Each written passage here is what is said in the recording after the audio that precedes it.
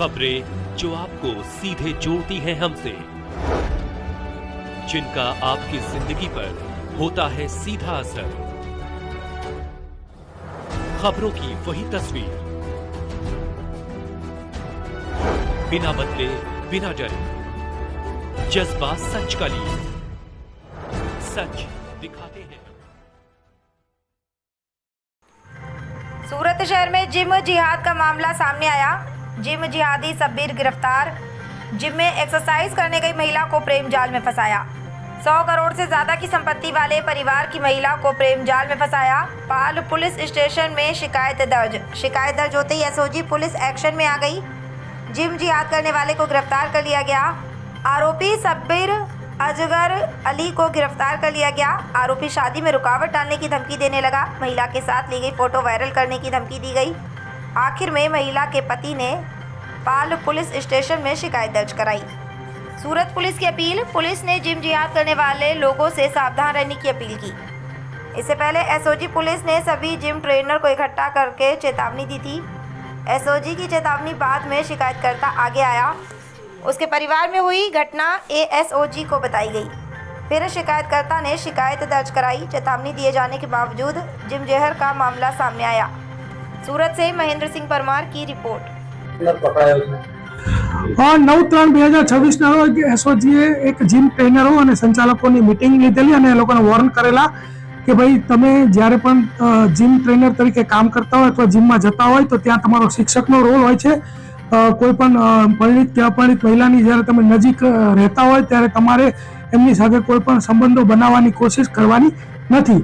તો આ જે વિડીયો સોશિયલ મીડિયામાં વાયરલ થયેલા અને એને જોઈને એક પરિણીત જે વ્યક્તિ છે એ પોતે જ આવી પરિસ્થિતિમાંથી પસાર થઈ રહ્યો 7 વર્ષથી તેઓ હેરાન થતા હોય તેઓ અમારો સંપર્ક કરતા એમની જે સ્ટોરી અમે જાણી અને એ બાબતની ગઈકાલે પાલ પોલીસ સ્ટેશનમાં એક ફરિયાદ નોંધાઈ છે। ફરિયાદની વિગત એવી છે કે આજથી 7 વર્ષ પહેલા આજે આ વ્યક્તિ છે એમના જે પત્ની છે એ સિટી લાઇટ એરિયામાં પૂજા L1 કરીને જે જીમ હતું ત્યાં જતા હતા અને એ દરમિયાનમાં આ જે વ્યક્તિ છે શબ્બીર અજગર ટ્રંકવાલા એની સાથે સંપર્ક થયો।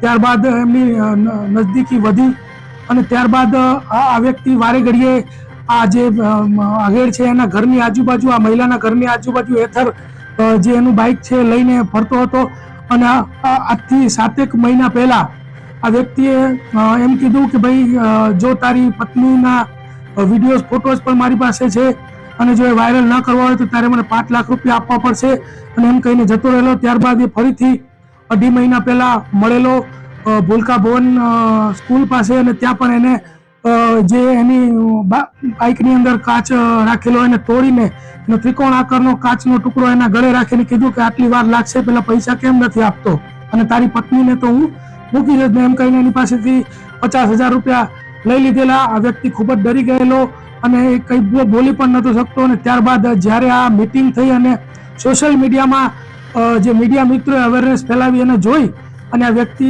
અમારા સંપર્કમાં આવ્યો અને 308(5)ની 10 વર્ષની સજાનો ગુનો જે છે આ શબ્બીર અજગર ટ્રંકવાલા વિરુદ્ધમાં દાખલ કરવામાં આવ્યો છે।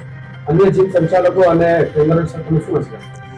અન્ય જીમ સંચાલકો અને ટ્રેનરોને અગાઉ પણ અમે વોર્નિંગ આપેલી હતી અને હજી પણ અમે વોર્નિંગ આપીએ છીએ કે તમે શિક્ષક તરીકેનો તમારો રોલ છે એ જ નિભાવો। તમે તમારા કોડ ઓફ કન્ડક્ટમાં જ એવું છે કે તમારે કોઈ પણ વ્યક્તિ જે જીમ કરવા આવે છે એની સાથે કોઈ પણ પર્સનલ રિલેશન કે પર્સનલ મેસેજીસ આપણે કરવાના સંબંધો રાખવાના નથી। જેને પાલન કરવું એ તમારા માટે પણ હિતકારક છે અને સમાજ માટે પણ હિતકારક છે। જ્યારે આ વ્યક્તિએ પોતાની એને કીધું કે મારી પત્ની અમારે ઘર કંકાસ થતો હોય, મારી પત્ની છે એની સાથે સંબંધ તો તોડી નાખ, ત્યારે એને કીધું કે મારી પાસે તો અમે બહાર ફરવા ગયા હતા એના ઘણા ફોટા વિડીયોઝ છે અને જો તું 5 લાખ રૂપિયા નહીં આપે તો એ વાયરલ કરીશ, એ રીતે ધમકી આપેલી।